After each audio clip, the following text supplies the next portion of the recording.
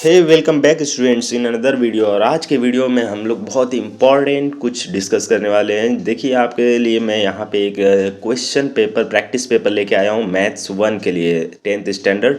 जिसे आप प्रैक्टिस करके आप अपने मैथ्स के पेपर के मार्क्स को जो आने वाला है उसे और इम्प्रूव कर सकते हैं और ज़्यादा मार्क्स लाने की कोशिश कर सकते हैं, या जो मार्क्स आने वाला है उसे और प्रिडिक्ट कर सकते हैं कि हाँ हमारे मार्क्स और बेहतर हो सकता है। तो ये क्वेश्चन पेपर आप 1 बाय 1 करके पेज वाइज चैप्टर वाइज सारे इधर पे मेंशन किए हुए हैं, आप इसे सॉल्व कर सकते हैं जिससे आपका मार्क्स बेहतर हो सकता है। आप ये पेपर तब सॉल्व कीजिएगा जब आपके ऑलरेडी टेक्स्ट बुक के सारे मेथड, सारे फॉर्मूले, सारे कॉन्सेप्ट अच्छे से क्लियर हो चुके हैं, तब ये सारे पेपर आप सॉल्व कीजिएगा। पहले आपको आपके टेक्स्ट बुक के सारे क्वेश्चंस अच्छे से सॉल्व कर लेना चाहिए, राइट। और उसके बाद आपको ये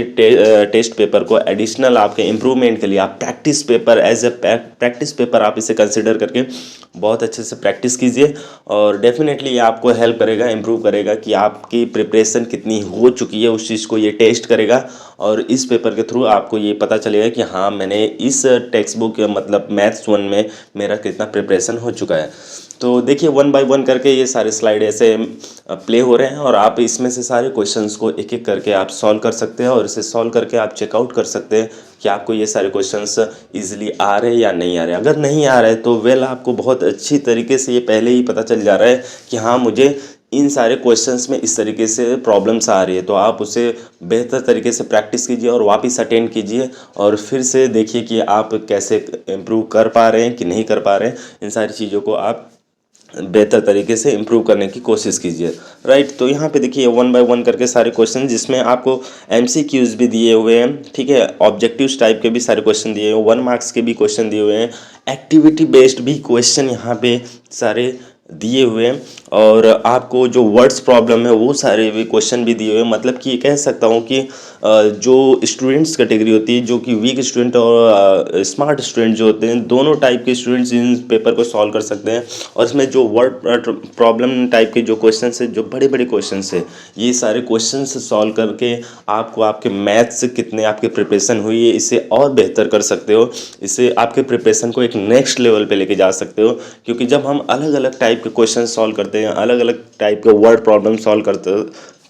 करते हैं,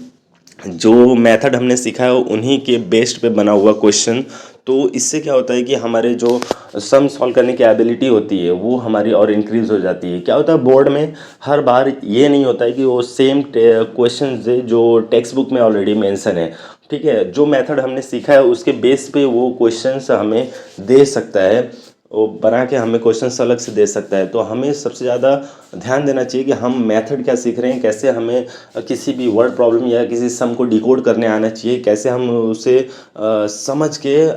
जो फाइंड आउट करना है, जो सॉल्व करना है, वो हम कर सकें और अपने आंसर तक पहुंच पाएँ, ठीक है। तो ज़्यादा करके हमें मेथड और फॉर्मूलेज पे ध्यान देना चाहिए, और अगर वो सारी चीज़ें आपकी अच्छे से प्रिपेयर है तो आप डेफिनेटली ये सारे पेपर आप सॉल्व कीजिए, और ये आपको बहुत इम्प्रूव करेगा। तो ध्यान से देखिए और इसे सॉल्व कीजिए। आई होप कि आपको ये पेपर हेल्पफुल होगा। Keep practicing and keep improving for test.